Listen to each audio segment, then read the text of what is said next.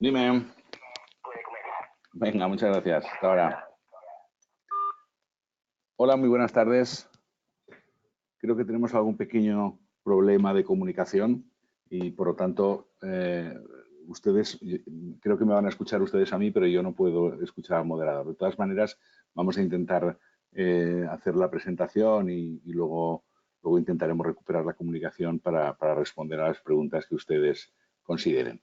Bien, en primer lugar, es para mí un placer y un honor estar hoy aquí para compartir con ustedes información sobre lo que son los linfomas difusos de células grandes B y cómo se tratan. Agradecer a EAL la iniciativa y la oportunidad de estar aquí un año más con ustedes, intentando, como digo, explicar a todos ustedes qué son este tipo de linfomas y cómo se tratan. Al final, obviamente, contestaré a cualquier pregunta que ustedes me quieran formular, cualquier aclaración, e intentaremos solucionar los problemas técnicos. Como digo, vamos a hablar del linfoma difuso de células grandes B. Los linfomas, a mí siempre me gusta empezar este tipo de charlas con pacientes y con familiares de pacientes haciendo un recordatorio de qué son los linfomas, porque a mí siempre me ha resultado curioso que los linfomas son un grupo de tumores que son muy poco conocidos por la sociedad. Todo el mundo sabe lo que es un cáncer de estómago, lo que es un cáncer de páncreas, y sin embargo hay muy poca gente que sabe lo que es un linfoma, cuando los linfomas son más frecuentes que ese otro tipo de tumores. Pero bueno, en general podemos decir perdón, que los linfomas son los tumores malignos de las células del sistema linfático. Así de sencillo y aparentemente así de complicado. Bien, ¿qué es el sistema linfático? Pues el sistema linfático es el conjunto de órganos y tejidos que producen, almacenan y transportan una parte de los glóbulos rojos de la sangre y que se encargan de combatir las infecciones y otras enfermedades. El sistema inmune, o lo que llamamos el sistema inmune del sistema linfático, incluye la médula ósea, es decir, la fábrica de la sangre que está dentro de los huesos, el bazo, el timo, los ganglios linfáticos, que son los más conocidos, y los vasos linfáticos que se extienden, como pueden ver en la imagen, a lo largo de todo el cuerpo, ¿no? Y pues todo esto en su conjunto es lo que llamamos sistema linfático, y los tumores malignos que derivan de este sistema linfático es lo que denominamos linfomas. El sistema linfático, como digo, que está por todo el cuerpo y que, digamos, el ejemplo más conocido pues serían los ganglios linfáticos que, como digo, están repartidos por diversas partes del cuerpo. Bien, los linfomas, como decía antes, no son tumores nada extraños, son en España aproximadamente es el 8º tumor en incidencia y el 12º tumor en mortalidad. Y como característica fundamental, lo primero que hay que decir es que son tumores con una elevada supervivencia, es decir, que en conjunto más del 50% de los pacientes viven más allá de los 5 años o están curados de su enfermedad. Y además, si se fijan en la gráfica de la derecha, que es una gráfica que hace referencia a la incidencia de los linfomas, vemos cómo los linfomas siguen aumentando. Es decir, es de esos tumores malignos donde la incidencia global de los mismos sigue hacia arriba. Es decir, cada vez vemos más casos. Es cierto que el aumento en estos momentos es lento, pero sigue produciéndose un aumento. Y sin embargo, si se fijan en la gráfica de la derecha, desde hace ya bastantes años, afortunadamente, la mortalidad está disminuyendo. Eso quiere decir que, afortunadamente, cada vez curamos más. Cada vez se mueren menos pacientes de esta enfermedad y cada vez somos capaces de conseguir curar un mayor número de pacientes a pesar de que la incidencia cada vez, como digo, es mayor. Es un grupo de enfermedades donde tenemos muchas novedades terapéuticas, tenemos muchos tratamientos nuevos, está mejorando continuamente el pronóstico y al mismo tiempo es un conjunto muy heterogéneo de enfermedades de una gran complejidad y por lo tanto, si aunamos el hecho de una patología en la que tenemos muchas alternativas terapéuticas y muchos pacientes se pueden curar, pero al mismo tiempo es heterogénea y es compleja, pues entenderán ustedes que para los profesionales que nos dedicamos a ello supone un fascinante reto profesional y al mismo tiempo un gran compromiso ético cuando tratamos a nuestros pacientes. Bien, linfomas hay muchos, hay muchísimos linfomas, más de 140 tipos diferentes y hay grandes diferencias entre ellos. Es decir, dentro de lo que llamamos linfomas hay tumores que sin tratamiento pueden acabar con la vida de un paciente en apenas unos días, como por ejemplo el linfoma de Burkitt, que sin tratamiento pues puede matar al paciente en apenas días, y sin embargo es un tumor perfectamente curable, en más de un 70% de los casos con un tratamiento adecuado, y formas muy indolentes que sin ningún tratamiento, en algunos casos pueden vivir muchísimos años y morir de viejecitos de otra cosa muchos años después. Por lo tanto, como digo, es un conjunto de enfermedades muy heterogéneo. Esta es la lista de los linfomas, la lista actualizada o la lista actual de la Organización Mundial de la Salud de los tipos de linfomas. Evidentemente no hay que sabérsela, únicamente les pongo la referencia para que entiendan la complejidad del tema en el sentido de que la cantidad tan enorme de tipos diferentes de linfomas que hay, pero no hay que preocuparse tanto porque resulta que los linfomas más frecuentes en nuestro medio son solo unos cuantos. Es decir, de toda esa enorme lista, muchos de ellos son verdaderas cosas muy excepcionales, casos muy poco frecuentes y que vamos a ver los especialistas que nos dedicamos a eso, vamos a ver uno o dos en toda nuestra vida. Pero lo que vamos a ver continuamente son los siguientes tipos histológicos. Prácticamente un tercio de todos los linfomas, prácticamente un tercio, es decir, es el subgrupo más importante, son lo que denominamos linfoma difuso de célula grande B, que es de lo que vamos a hablar esta tarde precisamente. Por lo tanto, vamos a hablar del linfoma más frecuente. Entre todos los tipos de linfomas, aproximadamente un tercio son linfoma difuso de células grandes B. Luego tenemos otro grupo también importante, que son los linfomas indolentes, son linfomas que tienen una historia natural completamente diferente, que los enfermos no necesitan muchas veces tratamiento de manera urgente, que puede demorarse y que los enfermos tienen una supervivencia muy prolongada. Y luego otro grupo de linfomas más heterogéneo, donde hay 4 o 5 tipos diferentes, linfomas T, linfomas del manto, linfoma linfocítico, linfoblástico, Burkitt's, linfoma marginal y pocos más. Es decir, estos son los linfomas que vamos a ver en la práctica real. Como digo, vamos a hablar precisamente del subgrupo más numeroso en nuestro medio, que son los linfomas difusos de célula grande B, que son, como digo, un tercio del total. Pero a medida que ha avanzado el conocimiento científico que tenemos sobre este tipo de linfomas, aquello que llamamos linfoma difuso de células grandes B por criterios morfológicos, es decir, por lo que al microscopio nos diagnostican los patólogos, dentro de ese subgrupo, con tumores que aparentemente son morfológicamente similares, sabemos que hay subgrupos con un comportamiento biológico diferente. Y, por lo tanto, hacen falta añadir herramientas diagnósticas más complejas para poder establecer, digamos, el subgrupo dentro del linfoma difuso de célula grande B más preciso posible. Por ejemplo, podemos distinguir entre los linfomas de célula grande que llamamos de origen centrogerminal y aquellos otros que son de origen no centrogerminal que tienen peor pronóstico, como pueden ver en la gráfica. Y esto lo hacemos, se hace en el laboratorio por un algoritmo pues, relativamente sencillo, que es el que denominamos el algoritmo de Hans, aunque en realidad deberíamos de hacerlo por unas técnicas más complejas, pero que son muy poco accesibles en los laboratorios normales. Por tanto, insisto, inferimos ese subtipo genético a través de un estudio inmunohistoquímico normal en el laboratorio.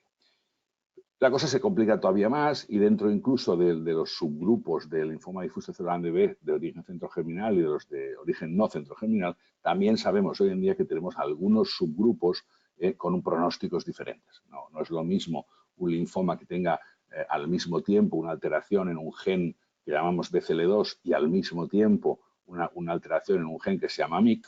Los pacientes que tienen, desgraciadamente, esas dos alteraciones simultáneas, sabemos que hoy en día tienen mucho peor pronóstico que el resto del grupo de los linfomas de célula grande B, que tienen un pronóstico mucho mejor. Como digo, desde el punto de vista del diagnóstico es un poco complicado. Hay muchos tipos, hay muchos subtipos, hay muchas variedades y hay que conocerlas porque probablemente cada uno de ellos tenga un tratamiento específico diferenciado. Bien, llegado a este punto, a mí siempre me gusta decir o hacer la pequeña broma de que, bueno, realmente los linfomas no existen. Uno no puede decir nunca tengo un paciente con un linfoma, porque eso es decir poco.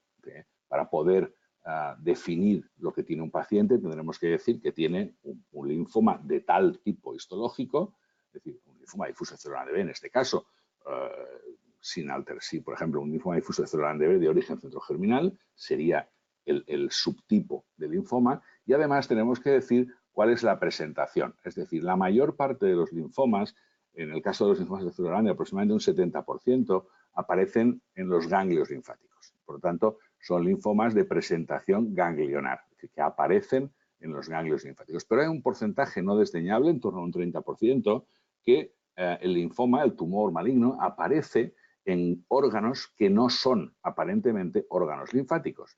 Por ejemplo, tenemos linfomas del estómago, tenemos linfomas óseos, tenemos linfomas de la mama, del tiroides, del cerebro, del intestino, de infinidad del testículo, del ovario, de cualquier localización anatómica.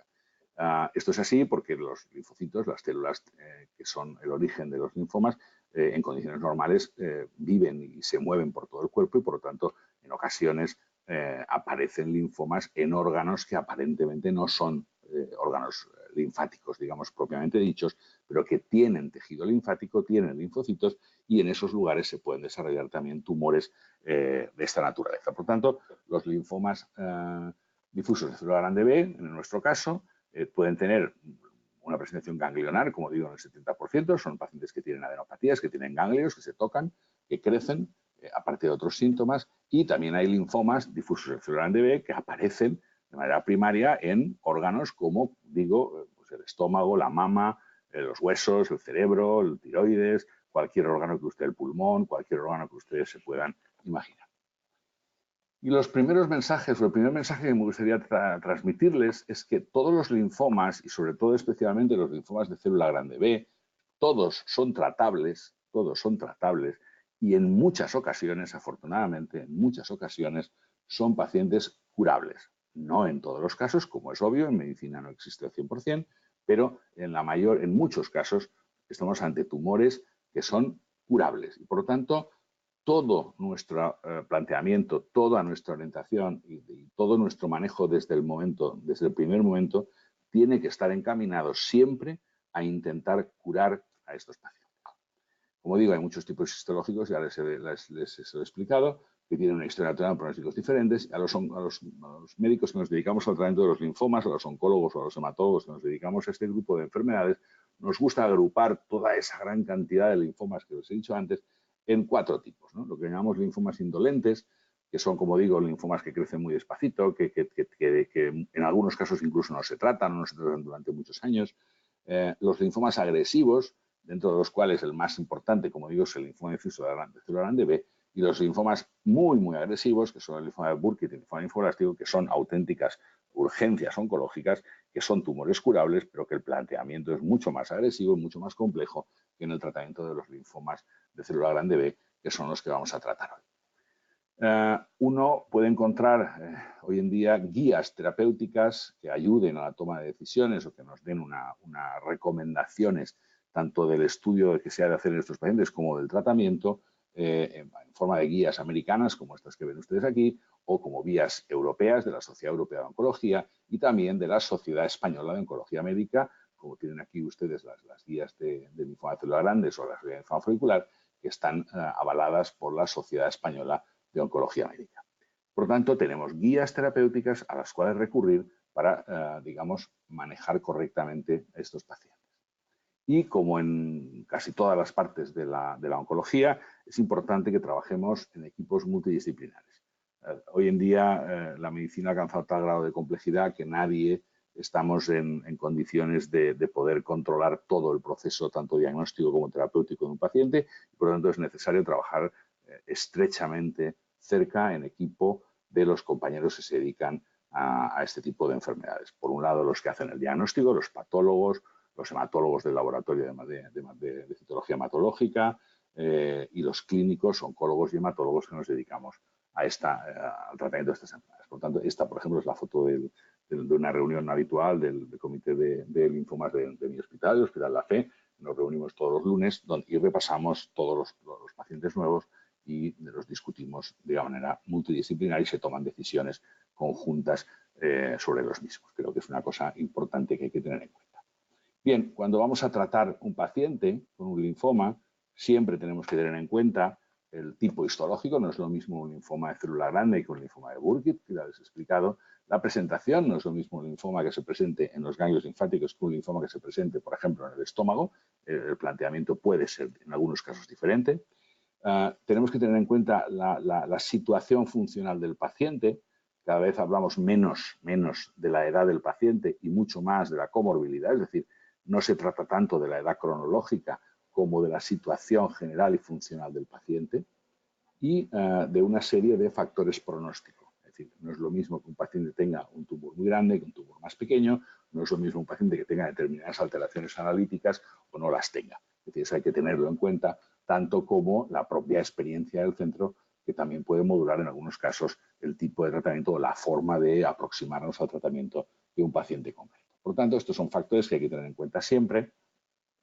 Y me gustaría empezar recordándoles que los linfomas agresivos, los linfomas de célula grande B, hace, pues eso, 30, 40 años eran una enfermedad mortal en todos los casos, que los pacientes tenían una expectativa de vida inferior al año y que desde el año, aproximadamente desde el año 75, donde por primera vez se publica un artículo en el que un grupo de autores dirigidos por el doctor De Vita, que es un oncólogo americano extraordinariamente conocido, ya comunicó que este tipo de enfermos se podía curar, ¿no? Es decir, esto fue la primera vez que alguien comunicó que este tipo de pacientes tratados con quimioterapia de una determinada manera se podía curar. Estamos hablando ya de los 75, evidentemente las cosas han mejorado desde entonces, pero desde entonces sabemos que estos pacientes se pueden curar. Como hemos dicho antes, el 30% de los pacientes se diagnostican en estadios muy localizados, es decir, pacientes que tienen poca afectación ganglionar o extraganglionar, que tienen un grupo de adenopatías o dos grupos o tres, pero a un solo lado del diafragma, pacientes que tienen afectación por encima y por debajo del diafragma, que son los estadios 3, y pacientes con estadio 4, que son aquellos que además de afectación de los ganglios tienen afectación de órganos, como por ejemplo del hígado, por ejemplo de la médula ósea, etcétera, que suponen que es una enfermedad mucho más avanzada. Llamamos en estadios localizados a los estadios 1 y 2 y llamamos estadios avanzados a los estadios 3 y 4. Bueno, pues en linfoma de células grandes, el 30% aproximadamente, son cifras aproximadas, se diagnostican en estadios 1 y 2 y el 70%, o sea, la gran mayoría, se diagnostican en estadios más avanzados. Bien, en aquellos pacientes, en ese 30% que se diagnostican en estadios localizados, ¿qué sabemos? Bueno, pues lo que sabemos sobre los pacientes con linfoma de células grandes que se diagnostican en estadios muy iniciales es que la radioterapia no es un buen tratamiento y que, sin embargo, la quimioterapia puede ser curativa de estos pacientes. Por tanto, el tratamiento fundamental sigue siendo la quimioterapia, aunque la radioterapia nos puede ayudar en alguna situación. De tal manera que hoy en día sabemos que un tratamiento perfectamente asumible o un tratamiento perfectamente correcto a fecha de hoy serían 3 ciclos de quimioterapia con una combinación muy conocida, como es el esquema CHOP, incluye una serie de fármacos diferentes asociados a inmunoterapia con un anticuerpo monoclonal que es el rituximab. 3 ciclos de este esquema, solo 3 ciclos, seguido de radioterapia, es capaz de curar aproximadamente a un 80% de estos pacientes. Por lo tanto, una opción perfectamente aceptable sería hacer, como digo, una quimioterapia corta seguido de una radioterapia. Si no podemos, por lo que sea, hacer una radioterapia, entonces podemos hacer una quimioterapia más larga sin radioterapia y también es una opción perfectamente válida. Con esto, como digo, los linfomas agresivos de célula grande B localizados se pueden curar en un 80% aproximadamente.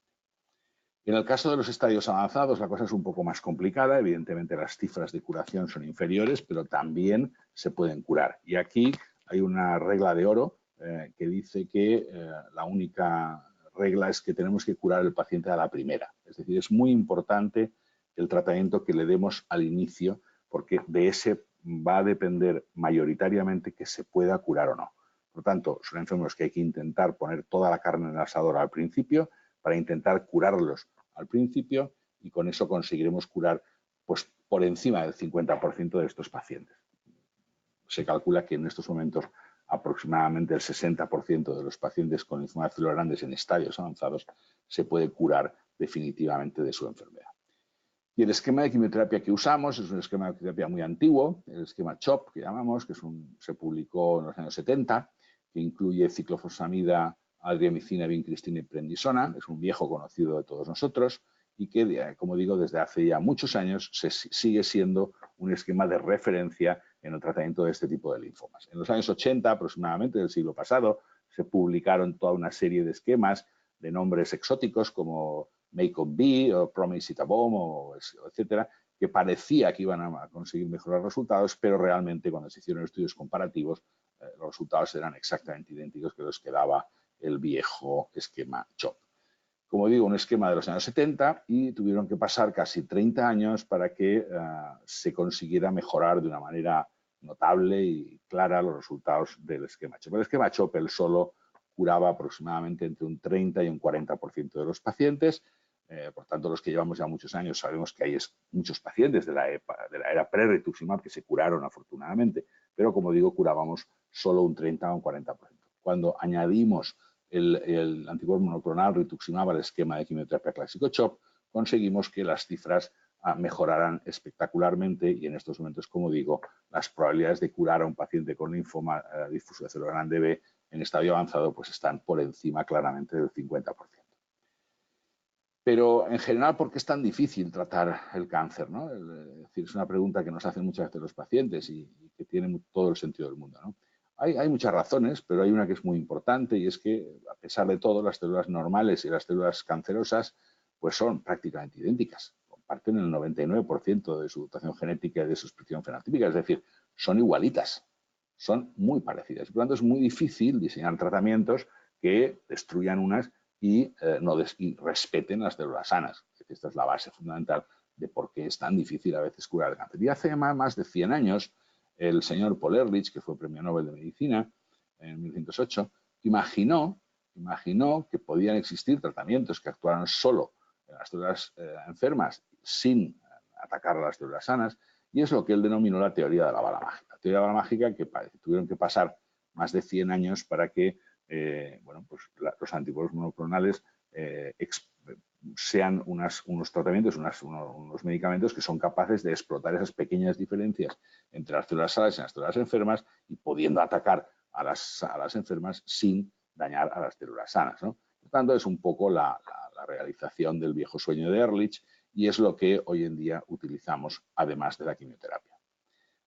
Por ejemplo, el anticuerpo que más usamos en estos momentos en linfoma de célula grande es el rituximab, que es un anticuerpo hecho por ingeniería genética y que, como digo, asociado a la quimioterapia, consigue mejorar de manera muy importante los resultados de la quimioterapia sola. Por tanto, este es el tratamiento actual. Después del trabajo original del grupo francés, que fue este que ven ustedes en el centro, pues ha habido muchos otros trabajos que han confirmado los resultados y, como pueden ver en todos ellos, la supervivencia está por encima del 50% de los pacientes. Por tanto, nuestro reto a continuación, después de que hemos conseguido estandarizar el tratamiento con R-CHOP, un tratamiento estándar que es capaz de curar a un porcentaje elevado de pacientes, es cómo podemos todavía mejorar más el tipo de pacientes, ¿no?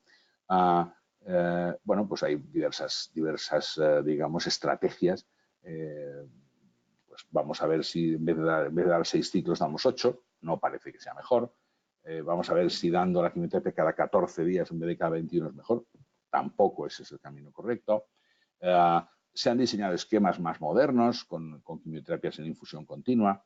Un esquema muy utilizado es RDA-EPOC, que si bien ha conseguido resultados notables en algún subgrupo de esos que les decía yo al principio que eran de especial mal pronóstico, en el global de los pacientes no ha conseguido mejorar resultados. Es decir, que si usamos RDA-EPOC en frente de R-CHOP, o sea, en comparación con R-CHOP, los resultados globales no son mejores.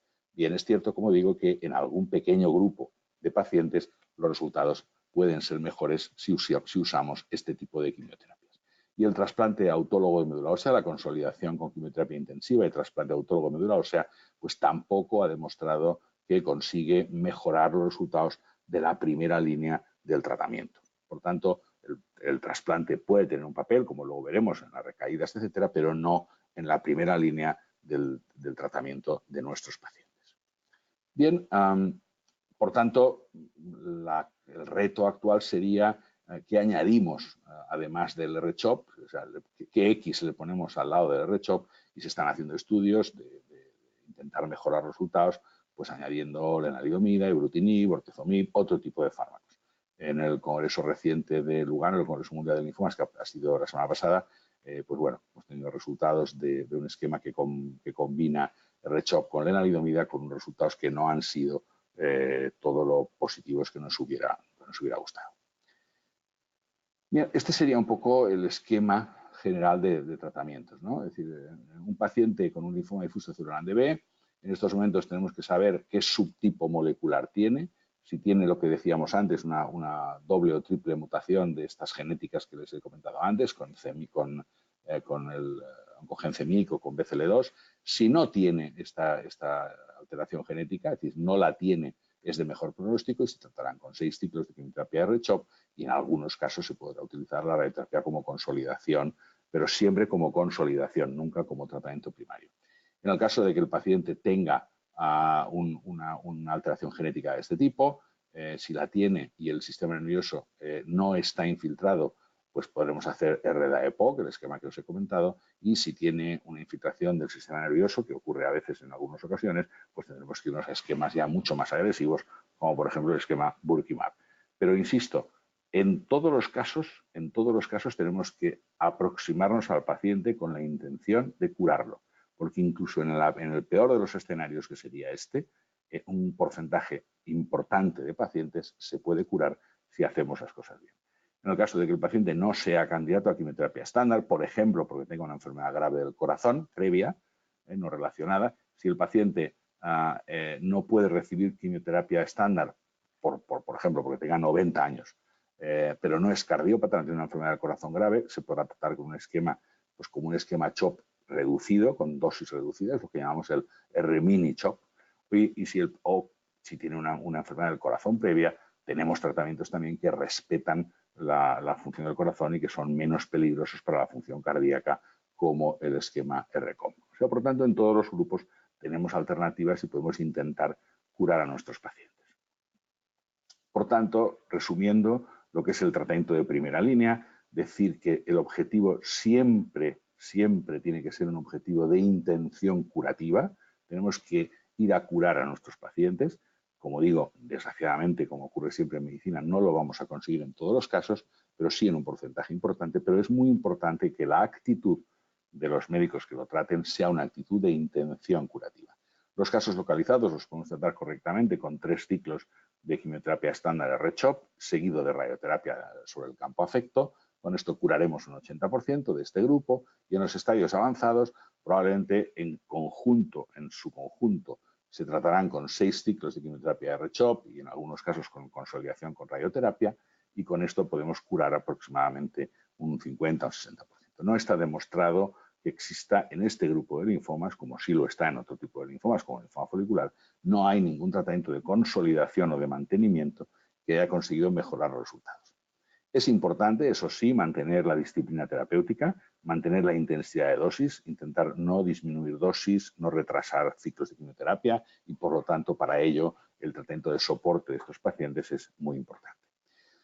Y en aquellos casos, muy pocos casos en los que de entrada pensemos que el paciente sabemos que por su situación general muy deteriorada o por su comorbilidad, porque están muy enfermos previamente de otras cosas, no podemos plantearnos una actitud curativa. Como digo, son un grupo muy pequeño, aquí tenemos que individualizar el tratamiento porque, aunque sea con una intención paliativa, podemos ofrecerles alternativas interesantes. Este sería un poco el resumen de la primera línea. Pero todavía un grupo de pacientes, en torno al 40%, como digo, de este grupo de linfomas, o bien no responden a la primera línea o recaen después de haber entrado en remisión. Es decir, hay pacientes que después de responder muy bien a la primera línea, la respuesta es fantástica, ha desaparecido aparentemente todo, le hacemos un PET-TAC y es normal, y sin embargo el paciente año y medio después pues, aparece de nuevo con adenopatías, aparece de nuevo con ganglios y lo biopsiamos y tiene una recaída de la enfermedad. Y otros enfermos, un grupo muy pequeño, pero especialmente de mal pronóstico, son aquellos pacientes que no responden ni siquiera al principio. Al principio ya de entrada son pacientes refractarios. En estos casos, lo primero que tenemos que plantearnos es si el paciente es o no candidato a trasplante de médula ósea o trasplante autólogo de médula ósea, autotrasplante, que sabéis que ni es trasplante ni es de médula ósea, pero es quimioterapia intensiva con soporte de progenitores hematopoyéticos autólogos. Si el paciente, sabemos que es un tratamiento agresivo, que no todos, no el 100% de los pacientes lo va a tolerar y, por lo tanto, los pacientes muy mayores, pacientes que estén muy enfermos por otras causas, sabemos de entrada que no podemos llevarlos a trasplante, pero si el paciente es candidato a trasplante porque está buena situación general, no tiene ninguna comorbilidad importante, lo trataremos con una quimioterapia de segunda línea, agresiva, hay muchos esquemas diferentes, y aquellos que respondan los someteremos a un autotrasplante de sangre periférica. Es decir, una quimioterapia intensiva, una quimioterapia a dosis muy altas, con soporte de células progenitoras hematopoyéticas. Esto es lo que haremos en el caso de pacientes que recaen o que no responden al principio y que sí que responden a un tratamiento de segunda línea. Los pacientes que tampoco respondan a este tratamiento de segunda línea, desgraciadamente tienen un pronóstico muy, muy, muy malo y, salvo en casos muy excepcionales que podamos rescatar, tienen, como digo, un pronóstico muy malo. Pero bueno, en los pacientes que no sean candidatos a trasplante, por razones de edad, de comorbilidad, etcétera, pues tenemos quimioterapias de segunda línea, tratamiento, radioterapia, etcétera, etcétera, para poder ofrecerles. Y siempre, siempre, siempre que podamos ofrecer, y esto lo remarcaré al final, siempre que podamos ofrecer un ensayo clínico a nuestros pacientes, en general va a ser una buena idea y podemos ofertar a nuestros enfermos una posibilidad mejor que el tratamiento estándar. Por tanto, siempre que tengamos un ensayo clínico a mano, creemos que es una buena opción. Pero si no lo hay, también es verdad que tenemos tratamiento, tenemos posibilidades, sabemos lo que tenemos que hacer y sabemos que esos pacientes se pueden volver a curar y, por lo tanto, tenemos que intentarlo.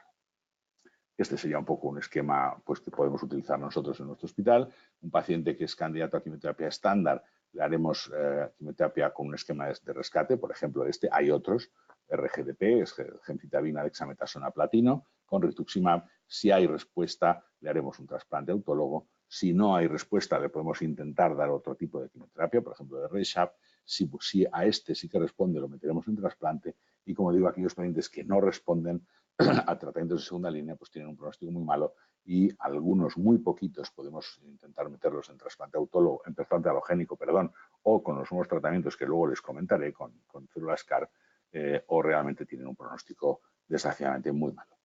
Y los pacientes que no sean candidatos a ¿Sí? ¿Sí? Lo siento porque pensaba que era el moderador y no tiene nada que ver. Seguimos. Como decía, los pacientes que no sean candidatos a un tratamiento estándar, pues podemos ofrecerles quimioterapias de segunda línea, intentar conseguir mayor supervivencia, aunque pocos de estos enfermos se curen definitivamente. Por tanto, la recaída siempre es un problema importante y, aunque podemos intentar curar a algunos pacientes, pues algunos otros, desgraciadamente, como ocurre siempre en medicina, pues no podremos curar. Bueno, estudios en marcha, pues imagínense ustedes, hay muchísimos en estos momentos. Tratamientos ensayando ensayos clínicos, tenemos muchísimos estudios en marcha. Estos son solo un pequeñísimo ejemplo. Y comentarles que en estos momentos, digamos, como digo, tratamientos de segunda línea podemos tener muchos. Estos son todas las líneas de investigación que tenemos en marcha. Y por comentarles dos de los más interesantes, por un lado sería el polatuzumab. Polatuzumab es una inmunotoxina, es decir, es un anticuerpo monoclonal que lleva una toxina adherida y que cuando interactúa con la célula con la que se fija, digamos, el anticuerpo a esta célula, inyecta de alguna manera dentro del veneno y acaba matando a la célula. Este es un tratamiento novedoso que es interesante y que está dando muy buenos resultados, en principio, en pacientes con linfoma de célula grande en recaídas. Y, sin duda, la gran novedad en los últimos meses, unos pocos años, desde hace muy pocos años, es el tratamiento con las células CAR, con las CAR T-cells, que habrán oído nombrar en todos los medios de comunicación, y que realmente es un tratamiento muy complejo, que consiste en sacar las células T de los pacientes, los linfocitos T, que no son los linfocitos de un tumor. Estamos hablando del linfoma difuso de célula grande B, como su nombre indica, es un linfoma derivado de linfocitos B. En el cuerpo humano tenemos linfocitos B y linfocitos T. Los linfocitos T son los que se encargan de la vigilancia inmunológica, ¿vale? Entonces, lo que se hace en este tipo de tratamientos es sacarle al paciente las células T por una máquina de aféresis. Esas células se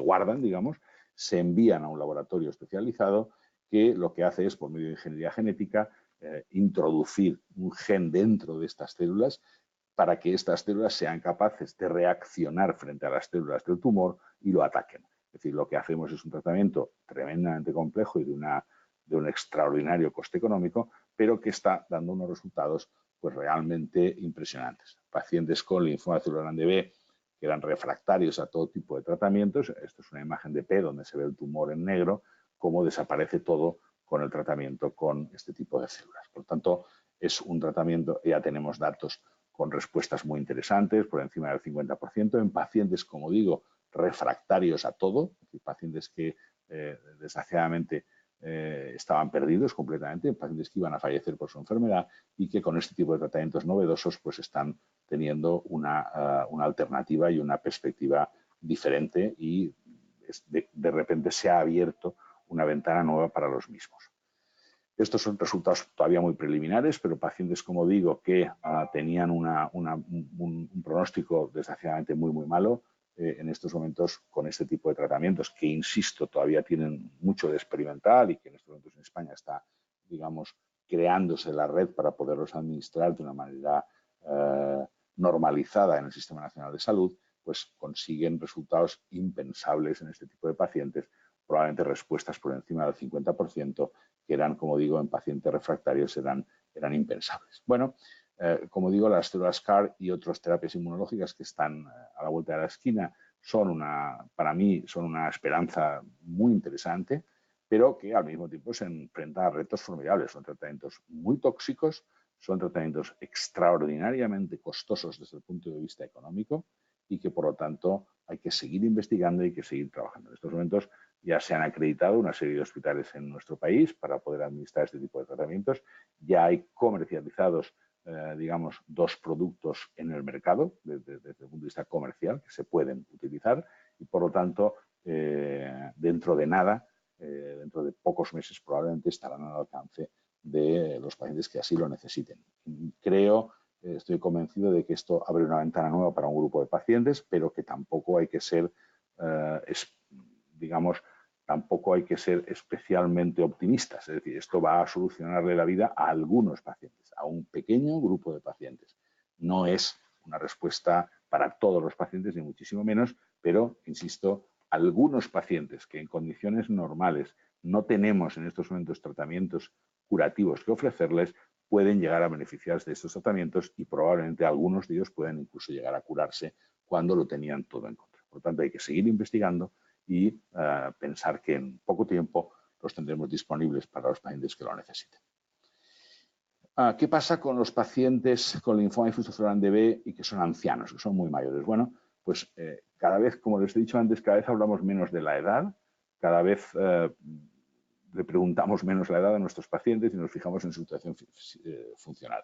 Miren, los linfomas de los ancianos son iguales que los linfomas de los pacientes jóvenes, exactamente iguales. Lo que no es igual, obviamente, es el paciente joven que el paciente anciano. Los pacientes ancianos toleran peor el tratamiento, tienen más efectos adversos, tienen más enfermedades debilitantes asociadas y, por lo tanto, no es lo mismo el tratar a un paciente con un linfoma en un paciente con unas características que con otras. Pero en general, si el paciente anciano tiene buen estado general y buen estado funcional, se deben de tratar exactamente igual que tratamos a los jóvenes y los resultados que obtendremos y el pronóstico es exactamente idéntico. Por tanto, hay que quitar prejuicios, hay que quitar ideas preconcebidas y pensar que los pacientes mayores, por el hecho de ser mayores, no quiere decir que no se puedan beneficiar de los tratamientos, ni mucho menos, y además que tratados, si funcionalmente los pacientes están bien y los tratamos de manera correcta, su pronóstico es similar al de los pacientes más jóvenes.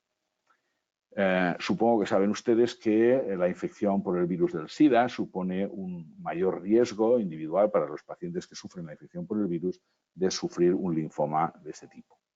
Esto en el pasado, hace bastantes años, los que sufrimos como profesionales la primera etapa, las primeras oleadas de los enfermos infectados por el virus del SIDA, sabíamos que estos pacientes tenían muy mal pronóstico. Esto ha cambiado extraordinariamente y en estos momentos la gran mayoría de los pacientes con infección por el virus del SIDA tienen tratamientos antirretrovirales que consiguen revertir su mala situación inmunológica y en estos momentos cualquier paciente con infección VIH pero que tenga una buena situación inmunológica, que como digo son la mayoría, se deben de tratar exactamente igual que los jóvenes, que los que no tienen la infección y además pasa un poco lo mismo que con los ancianos, que el pronóstico, si los tratas igual, es exactamente igual que el de los pacientes que no tienen la infección. Por tanto, hoy en día esta situación se ha normalizado y la mayor parte de estos pacientes tienen las mismas posibilidades de curarse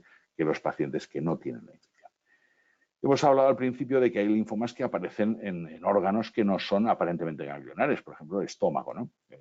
Los linfomas gástricos son relativamente frecuentes y aquí el tratamiento es un poco diferente. Antiguamente se operaban, había cirugía, hoy en día sabemos que la cirugía no es necesaria y que no se deben de operar estos pacientes de manera general. Algún caso excepcional puede haber cuando hay una rotura gástrica o hay una perforación o alguna cosa de estas, pero si no, no es necesario intervenirlos y con quimioterapia convencional o con quimioterapia más radioterapia pues son curables perfectamente.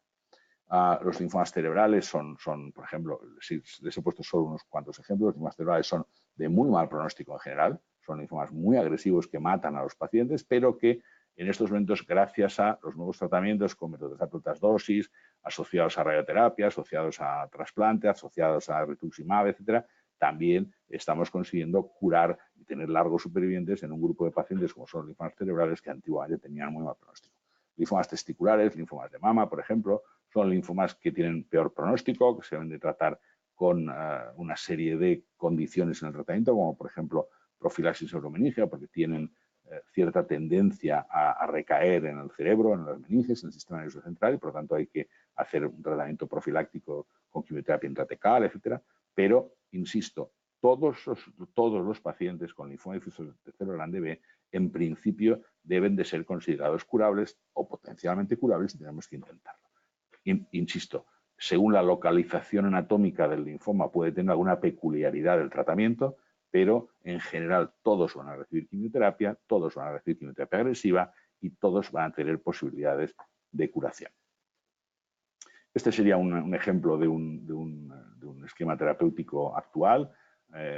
Los pacientes que tratamos con primera línea, con esquema R-CHOP, pues muchos se van a curar, otros menos van a recaer o no van a responder a la primera línea. Si no son elegibles para trasplante, realmente las posibilidades de curarse son bajas y les podemos ofrecer otro tipo de quimioterapias. Los pacientes que recaigan y sean elegibles para trasplante autólogo, les daremos una quimioterapia y si responden, les haremos un trasplante y al menos la mitad de ellos se van a curar y los que no respondan a ninguna línea, lógicamente, como pueden imaginarse, pues tienen peor pronóstico y podemos echar mano de tratamientos de tercera línea o de estas nuevas tipos de tratamiento celular que les he comentado antes, como las CAR T-cells, cuando estén disponibles en nuestro medio. Y como les he dicho antes, y estoy acabando, siempre hay que intentar la inclusión en ensayos clínicos. Siempre es una buena idea. Siempre es una buena idea el participar en un ensayo clínico. Los ensayos clínicos están perfectamente regulados por la legislación española, tienen toda una serie de condicionantes y de características que desde el punto de vista de ético están absolutamente reguladas y controladas. Por lo tanto, no tengan miedo de ser incluidos como pacientes en un ensayo clínico. Suelen ser una buena alternativa y si su médico se lo recomienda, hable con él, discuta con él, háblelo con él, pero siempre puede ser una buena idea. La comunicación con su médico siempre es importante y, por lo tanto, no tengan nunca ninguna limitación para preguntar, para expresar sus dudas, para compartir sus preocupaciones con sus pacientes y para tomar de manera conjunta con sus médicos las decisiones que correspondan. Cada vez más los pacientes bien informados tienen que participar de la toma de decisiones. Los médicos podemos recomendar, podemos aconsejar, pero en definitiva su opinión, su punto de vista, sus objetivos y lo que usted sus prioridades tienen que ser tenidas en cuenta y los médicos tenemos la obligación de escucharlas y atenderlas. Y para concluir, simplemente decir que el linfoma difuso de célula grande B es el prototipo de enfermedad maligna curable, es el prototipo de un cáncer que se puede curar, que, bueno, en general es verdad que se necesita una cierta especialización para tratar estos linfomas, es decir, los puede tratar cualquiera que tenga la formación adecuada para hacerlo, lógicamente, pero que es un tratamiento, como ven, que tiene sus complejidades, que en casos difíciles, en casos especialmente complicados, linfomas de Burkitt, etcétera, los pacientes deben de ser remitidos a centros de gran experiencia. Hay algunos tipos de linfomas que no se pueden tratar en todos los sitios, otros sí, por supuesto. que, como les he intentado transmitir, se han producido avances muy importantes en los últimos años.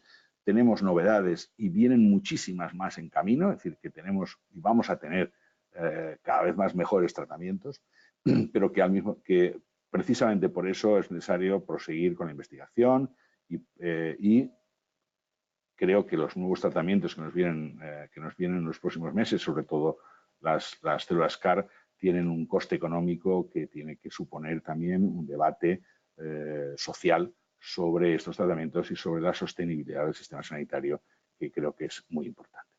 Pero bueno, en cualquier caso son buenas noticias y esto es lo que quería contarles. Me han hecho llegar alguna pregunta. Me preguntan si está aprobado el reembolso de las CAR T-cells. En estos momentos, el Ministerio, hasta donde yo sé, tiene ya publicada la normativa, tiene ya publicados los centros que van a poder hacer este tipo de tratamientos y está pendiente exclusivamente de las determinadas aprobaciones administrativas. Es decir, está pendiente únicamente de papeleos de acreditación de unidades, etcétera, etcétera. Yo creo que antes de final de año serán una realidad en los 8 centros nacionales que en estos momentos están autorizados y acreditados para poder ser utilizados. Me preguntan cómo se aplican las CAR T-cells en los linfomas de célula grande. Pues lo que les he dicho, es decir, en estos momentos la información que se dispone es en pacientes que recaen después de trasplante autólogo o que tienen una recaída y no es susceptible de ser sometida a trasplante. En estos casos, en donde se está probando, donde se ha probado el tratamiento con las CAR y donde se han dado los resultados que les he intentado comentar. Vamos a ver. Me preguntan cómo tratar los efectos secundarios tras la quimioterapia. En general, los pacientes con linfoma difuso de célula grande B que tratamos con quimioterapia, los efectos secundarios suelen desaparecer en poco tiempo. Es decir, hay muy pocos enfermos que les quede neuropatía, distal, etc. Alguno puede haber, pero realmente los fármacos que utilizamos para el tratamiento de los linfomas difusos de célula grande B pueden tener toxicidad aguda, pero tienen muy poca toxicidad tardía. Es verdad que un grupo muy pequeño de pacientes podemos producirles una cardiopatía, una enfermedad del corazón, pero es un grupo muy pequeño y si aparece, pues tenemos también tratamientos y se pueden manejar. Pero insisto, no hay que tener miedo a los efectos secundarios. Estamos intentando curar definitivamente a nuestros pacientes y, como digo, los efectos secundarios tardíos son muy poco frecuentes. Es cierto que muchos pacientes se quejan de mala tolerancia al esfuerzo, de que se cansan con más facilidad. Es muy variable de unos pacientes a otros esta situación. Hay pacientes que se recuperan rapidísimamente y pacientes que arrastran durante años esa situación. Pero la gran mayoría, como digo, se recuperan prácticamente por completo. Yo siempre les digo a mis pacientes que mi objetivo con ellos no es solo curarles el linfoma, sino devolverles a la vida anterior que tenían antes de la enfermedad. Creo que este es un objetivo que tenemos que perseguir conjuntamente. Creo que los hábitos de vida saludables después del tratamiento de un linfoma son muy importantes. Ejercicio físico, alimentación correcta, evitar tóxicos, evitar tabaco, evitar alcohol, etcétera, etcétera. Creo que esas medidas son muy buenas medidas para evitar y para mejorar los efectos tardíos del tratamiento. Pero como digo, los efectos tardíos son poco frecuentes, afortunadamente. Alguno de ustedes me pregunta sobre el ibrutinib. El ibrutinib en estos momentos no tiene ninguna indicación en linfoma difuso de célula grande B. El ibrutinib es un fármaco que es muy útil en otro grupo de linfomas, como por ejemplo el linfoma del manto o como por ejemplo el linfoma linfocítico, la leucemia linfática crónica. Pero en el linfoma difuso de célula grande B es verdad que hay muchos estudios en marcha, pero a fecha de hoy ibrutinib no tiene ninguna indicación fuera de un ensayo clínico, para el tratamiento de los linfomas de célula grande B. Y la última pregunta que me han pasado son los riesgos del tratamiento con las CAR T-cells. Las CAR T-cells, el tratamiento con células CAR es un tratamiento tóxico. Es un tratamiento tóxico y es un tratamiento que tiene mortalidad. Es decir, que todavía, aunque ha mejorado muchísimo la toxicidad por las CAR T-cells, todavía estamos en tratamientos que pueden tener mortalidad, en torno al 5, 6, 10% de los pacientes que se someten a este tratamiento pueden morir por efectos secundarios del tratamiento. Por tanto, no estamos hablando de un tratamiento baladí, un tratamiento fácil, no, es un tratamiento con riesgos y es un tratamiento que tiene toxicidad importante potencial. Tiene toxicidad, tiene un síndrome relacionado con la infusión que puede ser grave y que puede requerir ingreso a una unidad de cuidados intensivos y tiene también una toxicidad sobre el sistema nervioso que puede aparecer y que es muy grave. Hay una encefalitis que se puede producir en estos pacientes. Esos son los dos efectos secundarios más importantes, más allá de las infecciones, etc. Estamos hablando de tratamientos que son tóxicos, que son peligrosos y que por eso el Sistema Nacional de Salud ha acreditado exclusivamente 8 centros en todo el territorio nacional para que sean servicios muy expertos los que manejen este tipo de pacientes y para intentar precisamente disminuir en lo posible la morbimortalidad asociada a estos tratamientos. Como digo, no son tratamientos fáciles, no son tratamientos que tengan poca toxicidad, pero hay que tener en cuenta que estamos hablando de pacientes que si no fuera por estos tratamientos probablemente hubieran muerto todos ellos por culpa de la enfermedad. Y sin embargo, bueno, pues con estos tratamientos, como he dicho antes, se abre una ventana de oportunidad, se abre una ventana de posibilidades y me parece que es una buena noticia para todos. Pero insisto, toxicidad tienen y hay que saberla manejar.